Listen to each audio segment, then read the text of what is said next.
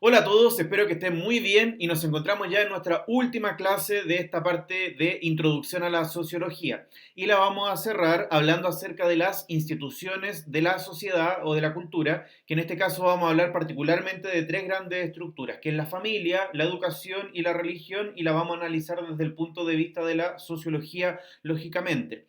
Así que el objetivo de la clase sería caracterizar las instituciones sociales de la familia, la educación y la religión, pero además le vamos a añadir este componente del análisis.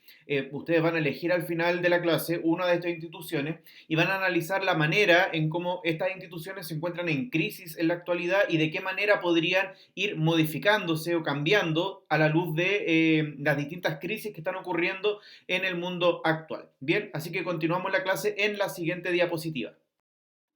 Y para darle inicio a la clase, quiero que hagamos una pequeña actividad. Funciona solamente si la hacemos muy rápido, así que no se demoren. Vamos a hacer esta especie de ping-pong mental donde ustedes van a poner cinco conceptos o las cinco primeras palabras que a ustedes se les vengan a la mente cuando escuchan estos conceptos. Familia, religión y educación.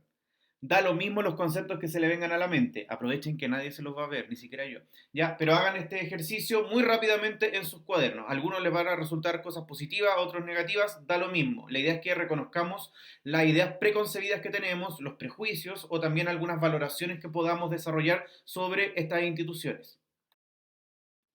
Muy bien, esperando que hayan hecho la actividad, ustedes se hayan podido dar cuenta de si tienen algunos prejuicios o si valoran algunas de estas instituciones. El objetivo de la clase de hoy día no es enjuiciar éticamente la existencia de estas instituciones, porque muy probablemente a algunos les parecerá muy cotidiano la pertenencia a estas instituciones o bien para algunos pueda representar algo criticable. Sin embargo, el objetivo no es ese el de hoy, sino que es más bien analizar el fin de su existencia en términos sociológicos. Y vamos a partir con la institución de la familia. Uno de los primeros elementos de estudio desde la sociología es que el concepto de familia está muy ligado a la idea del parentesco, es decir, las relaciones sanguíneas que existen entre los componentes de la organización familiar. De hecho, las primeras organizaciones comunitarias del ser humano están dadas por bandas o tribus o clanes que están relacionados por el parentesco. Por lo tanto, es la primera forma de organización comunitaria de la que tenemos registro en los estudios humanos. También existe el fenómeno del concepto de familia como algo que no es único. Si bien todos entendemos que la familia nace desde esta idea del parentesco, del lazo sanguíneo, las familias se constituyen de diversa manera. La convención en las sociedades occidentales postindustriales o tradicionales más bien, incluso antes de la revolución industrial, ha sido el de la familia ideal, el de las familias biparentales. Ahí aparece una representación de esos tipos de familia. Las biparentales son concebidas como familias ideales, sin embargo, existen otros tipos, como las familias reconstituidas, que son voy a idealizar, un padre y una madre que tienen sus propios hijos que después desarrollan una vida en pareja y unen sus familias. Las familias adoptivas, las familias de acogida que son transitorias, las familias monoparentales que cuentan con uno de los padres, ya sea el padre o la madre, las familias extensas que incluyen más allá de los padres y los hijos, sino que pueden incluir abuelos, tíos, primos, etcétera. Y ahí también faltan las familias homoparentales, que también pueden ser una nueva forma socialmente aceptable en la actualidad. Otro elemento muy característico de la idea de familia es que está muy ligado a la institución del matrimonio. Otra institución que nace posteriormente, no tenemos un registro de cuándo nace efectivamente, solamente tenemos algunas teorías. Algunos dicen que nace antes de la revolución agrícola, las teorías del conflicto nos dicen que nace con la revolución agrícola, con la posibilidad de desarrollar bienes que se pueden heredar, no tenemos la certeza. Sin embargo, familia y matrimonio parecen ser dos instituciones que están íntimamente relacionadas. Y desde el punto de vista occidental, tradicionalmente concebimos al matrimonio como algo monógamo, es decir, de la unión de una persona con otra, en este caso heterosexual, hombre y mujer.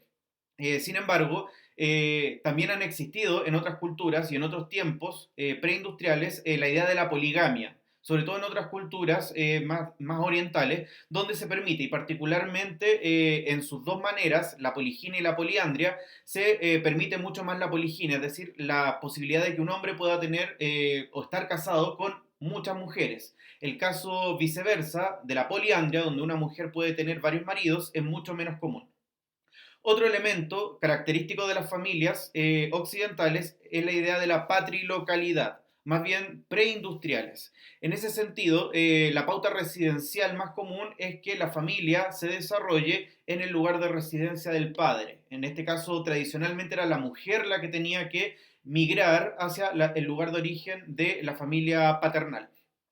Y también otro elemento característico de la actualidad es la descendencia bilateral, es decir, hoy día se considera familia tanto aquellas personas que tienen parentesco tanto por el lado materno como por el lado paterno. En algunas culturas más antiguas se reconoce solamente el parentesco con alguno de estos dos elementos, ya sea solamente paternal o solamente maternal. Así que en ese sentido tenemos que reconocer a la familia desde el punto de vista occidental con esta idea de parentesco, de matrimonio monógamo. Si bien la patrilocalidad ya no es tan actual, es más bien tradicional, ya no existe tanto, pero sí hay que reconocer la descendencia bilateral como un elemento característico. Independientemente de las características que nosotros antes mencionamos, entonces tenemos que llegar a una conclusión respecto de cómo entender a la familia desde el punto de vista de la sociología. Aquí yo rescaté una definición, no la conseguí en español, pero ustedes claramente la pueden traducir, ¿ya? En ese sentido, la familia se reconoce como un grupo de personas que mantienen lazos de parentesco, de sangre, y que van desde la forma del matrimonio hasta relaciones más particulares como esposo-esposa, madre-padre, hermano y hermana, y que van creando una cultura en común respecto a los roles que posee cada uno en estas relaciones, ya sea la relación de matrimonio, marido-esposo, relaciones de paternalidad, padre-hijo, madre-hijo o hija, y otro tipo de relaciones que tiene que ver con los componentes de esta familia. Ahora, ¿para qué sirve la familia? Y ahí la respuesta la da la sociología desde dos grandes teorías. Recuerden que no nos entregan ideas fijas, sino que nos entregan teorías. En ese sentido, hay dos grandes ideas. El análisis funcionalista, que viene desde la mirada más bien desde Emil Durkheim en adelante, y que identifica la idea de familia con el establecimiento de funciones. La familia existe porque cumple una función. ¿Y cuáles serían esas funciones? Aprender a socializar, regular la actividad sexual. Eso es muy importante. Recuerden que la familia está muy ligada a la idea de matrimonio y el matrimonio es también una manera de controlar la actividad sexual de las personas y también de enseñarle a las nuevas generaciones sobre cómo mantener ese control. También transmitir la localización social, y ahí tiene que ver con el lugar donde se asienta la nueva familia, si va a ser en el lugar del esposo o el de la esposa, teniendo una relación de patrilocalidad o matrilocalidad, y también proporcionar apoyo material y emocional. Recuerden que las familias también están relacionadas con la sucesión de bienes patrimoniales y también con la contención emocional, lógicamente.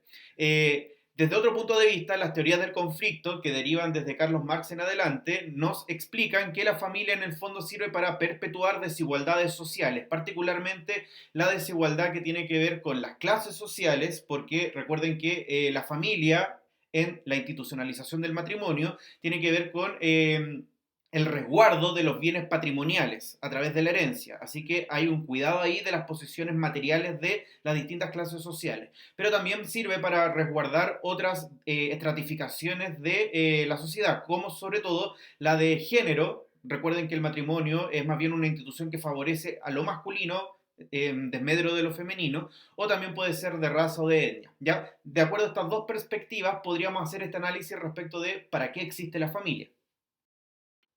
Y acá este tema es muy grande, nos daría mucho para desglosar y sin embargo les voy a proponer algunas temáticas de profundización respecto de cómo estudiar el fenómeno de la familia como institución en función del análisis sociológico. La familia no solamente implica un cuestionamiento respecto del porqué de su existencia, sino que también cuáles son los problemas a los que se enfrenta en la actualidad esta institución.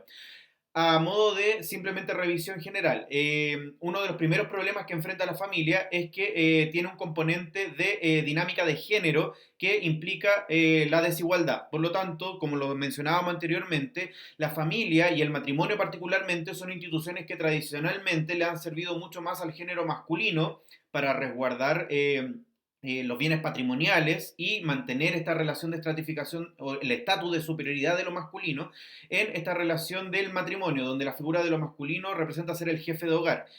Por lo tanto, el género afecta la dinámica familiar. desde ese punto de vista sociológico. Busquen algún ejemplo en los cuales se puedan ver en la actualidad, en la cotidianidad, esa predominancia de lo masculino en la familia y en la institución del matrimonio, ¿ya? Ejemplifiquen ahí. Un segundo tema que podríamos profundizar en algún momento sería el decaimiento de la institución del matrimonio, que tiene dos grandes fenómenos. El primero, que tiene que ver con la reducción del número de matrimonios propiamente tal, sobre todo de las nuevas generaciones que deciden en un menor número casarse como una vía para el desarrollo de la vida. Y como segundo momento o como segundo tema, podría ser el aumento de los divorcios o las separaciones de facto, que también puede ser un fenómeno interesante de analizar. Busquen algunos ejemplos en la actualidad, por ejemplo, algunas estadísticas respecto del caso de Chile, para ver cómo se ejemplifican estos dos grandes fenómenos que yo les menciono. Y el tercero también tiene que ver con la violencia intrafamiliar como fenómeno de estudio dentro de la sociología. La violencia intrafamiliar está muy ligada con el primer punto, con las relaciones de género y con el adultocentrismo, que es un concepto que revisamos anteriormente. La violencia intrafamiliar, si bien se presenta en todas sus formas y es multidireccional, se puede dar entre cualquier integrante de la familia, siempre va a ser mayoritaria del hombre hacia la mujer y va a ser mayoritariamente desde el adulto hacia los niños. Por lo tanto, tenemos esos dos grandes fenómenos en la actualidad como temas de análisis, ¿ya? Busquen algunos ejemplos también de la realidad chilena para tener algunos datos extras sobre esto. Como segunda institución social vamos a revisar a la religión. Y la religión, hay que aclarar antes esto, no es el objetivo de la sociología cuestionar, validar o invalidar a la religión, sino que simplemente estudiarla como fenómeno social. Y en ese sentido, las religiones no llegamos a tener una definición tan cerrada de lo que es una religión propiamente tal, porque se da de distintas maneras en las distintas culturas. Por lo tanto, solamente vamos a decir que la religión es un conjunto de creencias que realizan una distinción entre lo sagrado y lo profano al interior de una cultura. Por lo tanto, la definición es bastante amplia y de lo que entendemos por sagrado y profano dentro de cada cultura también va a ser diferente. Por lo tanto, eso es una primera idea que hay que aclarar. Lo segundo es que el fenómeno de la religión es un fenómeno que ha acompañado a la existencia de los hombres desde el inicio de lo que es la cultura. Por lo tanto, el fenómeno de lo espiritual no es algo extraño. Se da en todas, virtualmente todas las culturas. Por lo tanto, forma parte de la dimensión del estudio del ser humano. Y por lo tanto, también, independientemente de la forma en la que se presenta esta religión, que puede ser desde las religiones animistas de las sociedades preagrícolas, de las religiones que son politeístas, ya con las primeras civilizaciones, de las religiones monoteístas que surgen en varios lugares, pero particularmente las religiones abrahámicas, el judaísmo, el cristianismo, el islamismo, y también aquellas que ya están en cuestionamiento si son precisamente religión, sino que se acercan más bien a la filosofía, como el budismo. ¿Ya? Independientemente de sus formas, nos demuestran que las culturas tienen una dimensión espiritual y que por lo tanto es un objetivo de la sociología el poder estudiar cómo se manifiestan. Y en ese sentido también, otro factor que se puede estudiar es la forma en cómo se institucionaliza la religión, que puede ser, en el tercer punto que está acá en la lámina, que puede ser a través de la formación de iglesias, que ya representa la burocratización, la formación de un aparato burocrático por parte de la religión, constituyendo una iglesia propiamente tal, con normas, con autoridades, etcétera.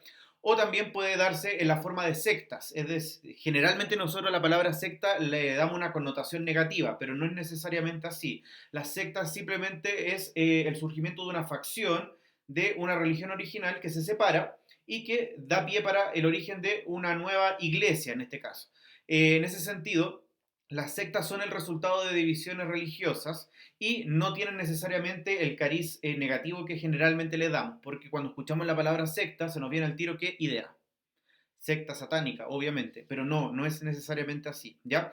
Y finalmente otra categoría serían los cultos, que son organizaciones religiosas mucho más pequeñas y que tienen que ver más bien con el surgimiento de algunos liderazgos más locales, mucho más carismáticos y en el fondo su organización es más bien incipiente y es mucho más, tiene que ver mucho más con la experiencia personal que con la formación de un aparato burocrático. Ahí, por ejemplo, estaría el culto a 8. Lo pueden investigar si es que no lo conocen. Muy bien, y aquí la sociología sí nos entrega algunas respuestas frente a la pregunta de por qué existe la religión o qué función cumple dentro de una sociedad. Existen distintas teorías. Las teorías son posibles respuestas y estas posibles respuestas no son dicotómicas, es decir, no son contradictorias entre sí, sino que pueden convivir entre ellas. La primera la ofrece Emil Durkheim, que desde su mirada funcionalista nos dice que efectivamente la religión funciona. Funciona porque cumple con algunas funciones propiamente tal. En ese sentido, la función es mantener la cohesión social, es decir, mantener ciertas tradiciones y ciertas prácticas que le dan identidad a la cultura y que es a través de la religión.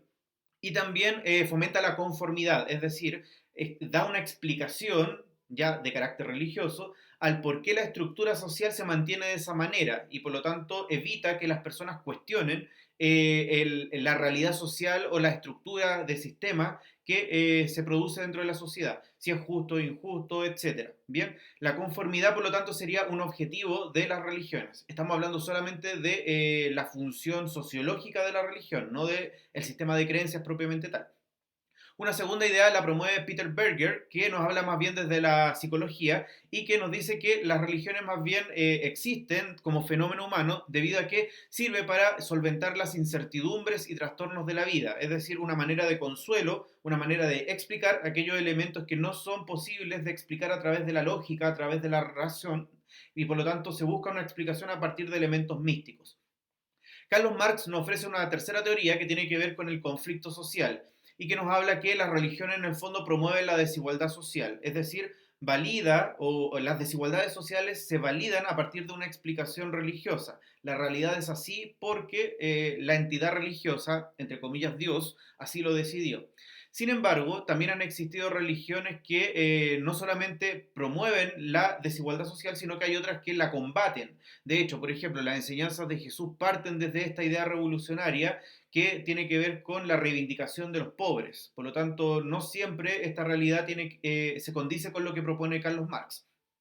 Una tercera idea viene con Max Weber, que nos habla acerca de cómo las religiones finalmente pueden trascender al ámbito religioso y pueden convertir culturalmente las prácticas en otras dimensiones. Y él nos habla del ejemplo de cómo las creencias del calvinismo finalmente trascienden a las prácticas económicas de sus seguidores, generando o siendo el motor de la creación de la ética calvinista, que es finalmente el motor del capitalismo moderno como lo conocemos actualmente. ¿Ya?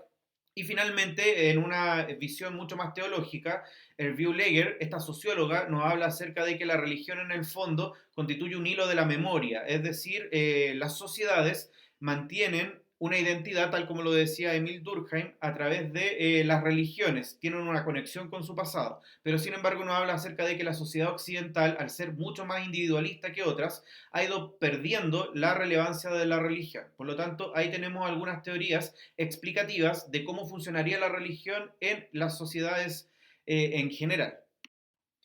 Y acá nuevamente vamos a dar una pincelada solamente respecto a algunos problemas de la religión desde el punto de vista sociológico. El primero de ellos tiene que ver con la secularización, es decir, este fenómeno que viene propuesto por el liberalismo del siglo XIX, que tiene su mayor auge, y que establece la idea de la separación de lo civil versus lo religioso, y en ese sentido, si bien ha existido, por lo tanto, desde esa época, y particularmente en 1925 en el caso de Chile, la existencia del Estado laico, que separa los elementos religiosos de los civiles, todavía la Iglesia ha tenido culturalmente mucha influencia en las temáticas o las discusiones de la sociedad. Por lo tanto, en el último tiempo hemos vivido un proceso de cuestionamiento de ese rol de la Iglesia como interlocutor válido para la discusión sobre estas temáticas, sobre todo aquellas que son consideradas más bien valóricas. ¿Cuáles serían esas? Por ejemplo, las temáticas que tienen que ver con la familia, con el rol de la mujer, con las diversidades sexuales. En ese sentido, la secularización de la sociedad nos habla acerca entonces del cuestionamiento respecto del rol de la iglesia como este interlocutor válido, que además se ha ido añadiendo a algunos problemas sociales, como por ejemplo la crisis de la iglesia respecto a los casos de abuso sexual, que también ha golpeado fuertemente a esa validez social se le da a esa institución. Otro elemento también de discusión sobre las religiones es el auge de los integrismos o fundamentalismos religiosos, que ustedes ya manejan el concepto porque creo que lo vimos en historia en algún momento, pero que tiene que ver con una interpretación extrema de lo religioso, una interpretación casi literal de los textos bíblicos y que por lo tanto busca reagrupar lo religioso y lo civil, en algunos casos llegando incluso a la formación de agrupaciones terroristas o el uso de técnicas terroristas para poder imponer estas creencias. Si bien se puede dar en cualquier tipo de religión, este fenómeno ha sido mucho más visible en la religión islámica, ¿ya? Y eso también es un punto de análisis de la sociología. Y finalmente el surgimiento de algunos nuevos movimientos religiosos en la actualidad, y muchos de ellos en Occidente tienen que ver con el sincretismo religioso. Si se han dado cuenta, está entre comillas de moda el surgimiento de movimientos que tienen que ver con la recuperación de algunas ideas del hinduismo, con las prácticas del yoga, con algunas prácticas del budismo que se realizan acá en Occidente, o con el surgimiento de algunas sectas o cultos nuevos, particularmente el ejemplo del New Age, que podría darse acá como referencia. En ese sentido, si bien no estamos profundizando en cada uno de estos puntos, me gustaría que ilustraran con un ejemplo una situación cotidiana en la que se ilustre cada uno de estos problemas que yo les mencioné recientemente, ¿ya? Así que anoten el ejemplo en el cuaderno. Y ya para ir terminando, la tercera institución social que vamos a revisar es la educación. Pero no vamos a hablar de la educación en términos generales, porque la educación la podemos recibir desde la casa, desde la escuela, desde los medios de comunicación, etcétera. Sino que en este caso vamos a hablar de la educación institucionalizada, el sistema escolar propiamente tal. Cuando hablamos de escuela nos referimos al sistema escolar o al sistema educativo, más en general. La educación, por lo tanto, es la institución a través de la cual se transmiten los saberes, las cualificaciones para el trabajo, las normas y los valores que nos motivan a los individuos a integrarnos en la sociedad. Desde ese punto de vista ahí tenemos la definición. Sin embargo, ante la pregunta de para qué sirven los sistemas escolares dentro de la sociedad, tenemos dos grandes teorías. La primera, la que propone el interaccionismo simbólico, que nos habla de que la escuela como sistema escolar es el gran momento de socialización de los individuos fuera del ámbito de la familia. Por lo tanto, es el lugar donde aprendemos a mantener las estructuras sociales, aprendemos a relacionarnos con la autoridad, aprendemos a relacionarnos con los pares, aprendemos a relacionarnos con el otro género, aprendemos a relacionarnos con compañeros o con personas que vengan desde otras culturas, si es que la escuela es diversa, si no, no se produce eso. Por lo tanto, la escuela tiene una función de socialización, y eso destáquelo en el cuaderno, por favor, porque generalmente entendemos la escuela al lugar donde vamos a aprender cosas disciplinarias, pero en el fondo, fundamentalmente la escuela es un espacio de socialización. Desde otra mirada, el análisis del conflicto de carácter más marxista nos habla acerca de que la escuela produce desigualdad social en la medida de que no promueve la equidad de oportunidades educativas. Y ahí depende de cada país, porque cada país tiene sistemas educativos más o menos inclusivos. Pero mientras menos inclusivos sean los sistemas educativos, más se reproducen las desigualdades sociales. En ese sentido, si analizamos un sistema escolar como el chileno o un sistema educativo como el chileno, ¿ustedes qué creen? ¿Que reproduce o que arregla más bien las desigualdades sociales de nuestro país? Analícenlo, formulen una hipótesis en su cuaderno. Yo les voy a hablar desde mi mirada personal. Yo creo que en el fondo reproduce las desigualdades porque nuestro sistema educativo no promueve la inclusión ni de género, no promueve la inclusión ni de personas con necesidades especiales y por sobre todo no promueve la integración por clases sociales. Y ese es el principal fenómeno de por qué se sigue reproduciendo la desigualdad, porque en la principal institución donde se debería promover la integración en Chile no se hace. ¿Ya? Las escuelas están segregadas por clase social, se quiera o no. Y eso finalmente reproduce desigualdades. Y finalmente, desde la psicología social tenemos algunos estudios que nos hablan de que la escuela en el fondo puede ser muy positiva o muy negativa en el desarrollo de la autoestima del alumno. En ese sentido tenemos que recordar el concepto de la profecía autocumplida. La gente aprende a convertirse en lo que sugiere la etiqueta y la familia y la escuela es precisamente los lugares donde uno aprende a cuáles son las expectativas que tiene el resto sobre uno. Uno aprende el rol que le corresponde en la sociedad, el estatus, pero también lo que el resto espera de uno. Y por lo tanto, si la escuela hace bien su trabajo, la expectativa propia va a ser muy alta y por lo tanto voy a a hacer la profecía autocumplida positiva. Pero sin embargo, en la mayoría de los casos, no sé si se da así. Bien, ahí tenemos algunas teorías al respecto de cómo funciona la escuela para el desarrollo de la sociedad y de los individuos. Y aquí para finalizar también alguna pincelada sobre los dos principales problemas que tienen que ver con el sistema escolar o el sistema educativo en general. El primero tiene que ver con el debate sobre la inclusión. Y la inclusión la entendemos en términos amplios. Como les dije recién, la inclusión incluye elementos étnicos, incluye elementos de las personas que presentan algún grado de discapacidad, incluye a personas de distintos géneros, identidad de género, y también incluye sobre todo a la estratificación de clase socioeconómica. Por lo tanto, pregunta, ¿es la escuela el espacio donde debería desarrollarse una mayor inclusión de toda la sociedad y de todas estas categorías? ¿O más bien depende de otras instituciones o de otros sistemas? ¿Es la escuela la total responsable de generar una sociedad más equitativa? Esa pregunta respóndala en el cuaderno y es de reflexión, no es de análisis, sino que de opinión personal. ¿Ya? El segundo debate tiene que ver por el financiamiento, tiene que ver con, en el fondo, entender si la educación en nuestro modelo económico lo vamos a entender como un bien de consumo o lo vamos a entender como un derecho social. Si es un derecho social, entonces es el Estado el que principalmente debe proveerlo en términos materiales. Si lo entendemos como un bien de consumo, es más bien deber del individuo poder financiárselo y en el caso de que no pueda, el Estado de ahí debe contribuir con un rol subsidiario. Pero en el fondo el debate actual está en torno a esto. Ahí también anoten en su cuaderno cuál es la perspectiva de ustedes. Yo sé que quizás pueda ser muy fácil responder es un derecho social, pero analicen también las posibilidades económicas de los estados para poder financiar los modelos educativos, ¿ya? Ahí claramente desarrollen una opinión personal también sobre este segundo tópico.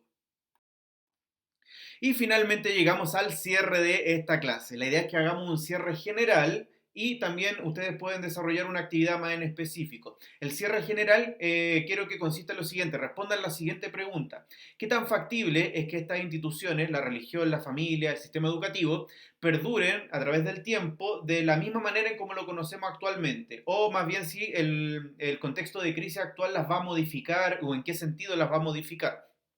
Eso. Y la actividad más en específico, yo les propongo algunos textos que yo se los voy a entregar en PDF, se los voy a subir al Google Classroom. Ahí aparece el desglose de los títulos de los textos. Hay uno dedicado a la familia, el de valores familiares. Hay dos dedicados a la religión, las religiones mundiales y el patriarcado y el declive de Dios o del ateísmo. Y hay dos dedicados a la educación, un caso de investigación de Colin Sampson y el segundo es la idea de la profecía autocumplida en el caso de Malcolm X. En ese sentido, pueden elegir uno de los temas, ya sea de religión, de familia o de sistema educativo, y responder la pregunta de reflexión general, pero más en específico para el caso de la institución que ustedes elijan. Por ejemplo, contestan la pregunta en general, pero si se quieren especificar en alguno de los casos que revisamos el día de hoy, escogen los textos ahí propuestos, ¿ya? Recuerden que los mismos textos que utilizamos en clase yo los voy a utilizar para la evaluación. Y el lunes tenemos la evaluación, así que hagan esta actividad rápido. Espero que estén muy bien, quedo atento a cualquier duda que tengan y espero que les vaya muy bien en la prueba. Chau.